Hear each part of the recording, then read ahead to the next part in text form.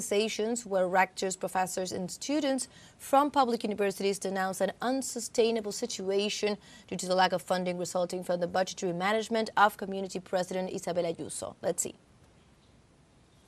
The Community of Madrid has 6 public universities that serve tens of thousands of students. However, the regional budgets for 2025 propose an increase of only 47.3 million euros, far from the 200 million that the rectors consider necessary to reverse the underfunding accumulated over the last 15 years. Isabel Ayuso is at war with the public university. She's suffocating us at the budget level, with an underfunding of more than 35 in the last 15 years. The protests have reached the gates of the Assembly of Madrid on the day Ayuso used his absolute majority to approve the accounts for 2025. The protesters denounced the use of public universities as a weapon against the government. Worse, they now have in their hands a lot of universities that is an open war with the central government, in which the Public University of Madrid is going to pay for their problem. We cannot accept it.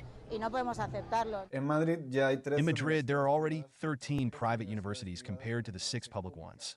And the precariousness, denounced by the central government, affects all staff. As you know, we have a problem in the public universities of our country of temporary and precarious contracts. In the university, it is practically 50%. 1 out of every 2 professors in the public universities of our country has a precarious and temporary contract. Students also raise their voices. A new law promoted by the Community of Madrid threatens to limit the organizational capacity of the student movement. Just after the students led camps in solidarity with Palestine and questioned the links of universities with companies that support the Zionist state of Israel. The law is a serious repression of the student movement. It is no coincidence that this law was passed just after the Palestinian protests. They clearly want to repress the student movement that has been demonstrating in defense of Palestine and against the relations of our universities with companies that finance the genocide that Israel commits. Meanwhile, the universities face a bleak outlook. The 6 rectors have issued a joint statement denouncing that the regional budget does not guarantee the sustainability of public universities after more than a decade of neglect.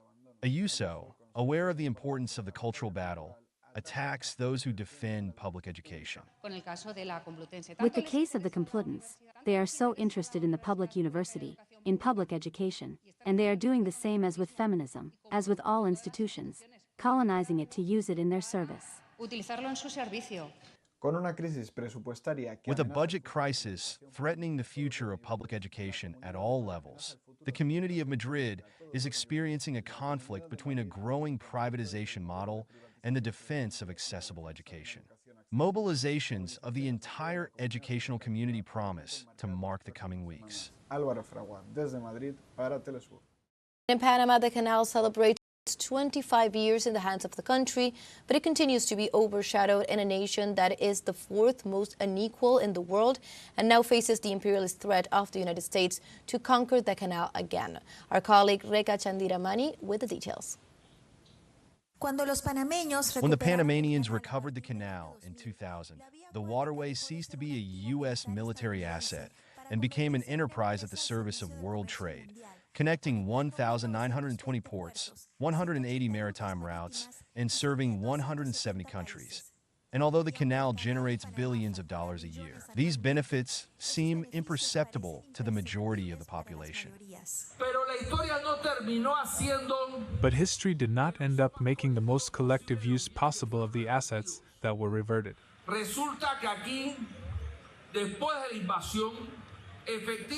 It turns out that here, after the invasion, once the military regime was suppressed,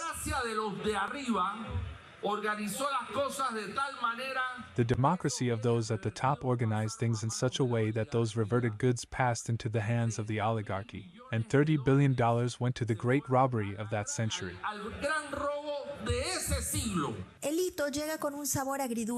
The milestone comes with a bittersweet taste. U.S. President-elect Donald Trump's onslaught on recovering the canal, citing alleged Chinese control and high tariffs, has brought to the fore debates on the background and remaining forms of interventionism after the reversion. El canal está involucrado The canal is problematically involved with a treaty called the Canal Neutrality Treaty, which is not legal, is not in accordance with international law, and is not convenient for Panama. On top of that, it turns out that the reverted areas are in the hands of the new North Americans, in quotation marks, the new white people, and not in the hands of the Panamanian people.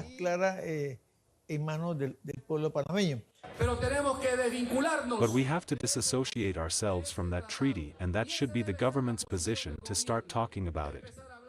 We cannot accept that every time they want they threaten us because we are a small nation. After the signing of the Torrijos-Carter treaties in 1977, the U.S. Congress unilaterally introduced at least 6 amendments before ratifying it in 1979, the Concini Amendment and the Church and Number Reservations being the most controversial and interventionist in tenor. We continue to be seen by the United States as their position to take care of their backyard in South America, and that is what Donald Trump is referring to, in the face of the possibility of a global conflict, to put us as a military objective of their enemies. The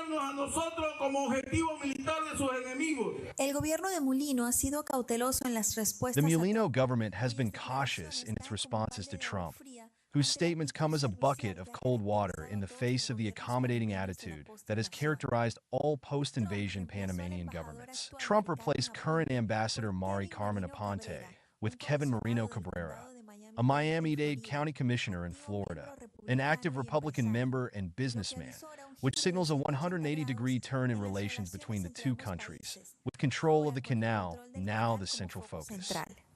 Para teleSUR, desde Ciudad de Panamá, Reca Chandiramani. And in Bolivia, the Supreme Electoral Tribunal announced the closing of the judicial election with the delivery of credentials to those elected in order to immediately open the general electoral process to elect the government and the Legislative Assembly in the middle of next year. Our correspondent Freddy Morales tells us the details.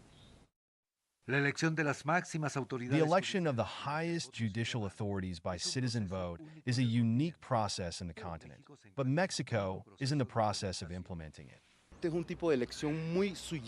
This is a very sui generis type of election that does not exist in Latin America. Soon the state of Mexico will address them, but it is a situation that needs to be studied. In Bolivia, the election was held on December 15th in its third version with the common problem of scarce information on the 94 candidates. But in comparison to the 2 previous ones, this time the valid votes exceeded the invalid and blank votes. In the previous election, the white and null vote reached 65% in round figures and the useful vote reached 35%. In this election, I stress, in this election, the result is totally different. The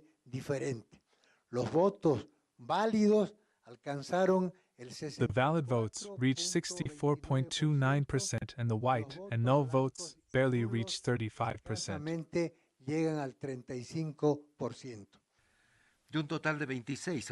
Out of a total of 26 judicial authorities that were to be elected in these elections, only 19 were elected by decision of the Constitutional Court, and the remaining 7 will have to wait for the pre-selection of candidates by the Legislative Assembly. With the partial election, this process is closed. The delivery of credentials is scheduled for December 30th of this year, thus closing the judicial electoral process.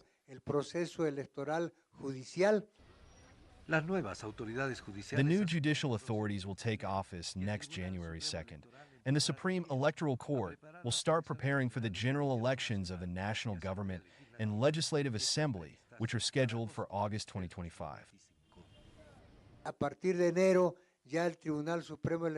As from January, the Supreme Electoral Tribunal must dedicate all its efforts to the general election, which is programmed in principle for August 10th, 2025.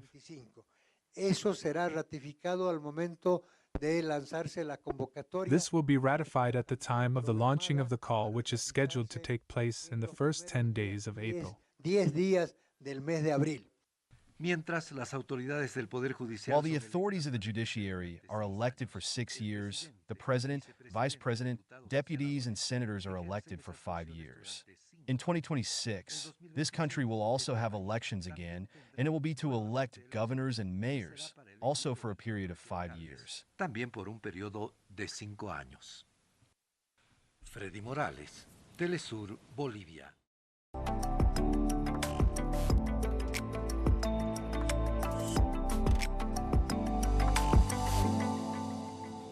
And in other news, the lechona, a typical Colombian dish that represents tradition and unity, is positioned as the best dish in the world according to the gastronomic ranking Taste Atlas 2024-2025.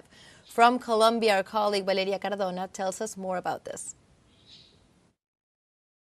28 years ago, Miller Dueñas González came to Bogotá from Chaparral, Tolima, and here in the south of the Colombian capital, he set up his family business with his children. I started this business many years ago. It is more a family business than anything else. I started with my children when I first come from the village. I had the skills because I'm from a town called Chaparral, Tolima, and there anyone can make a lechona for their home. So I came to Bogota and I saw that it could be industrialized here, and that's why we developed the business of selling lechona.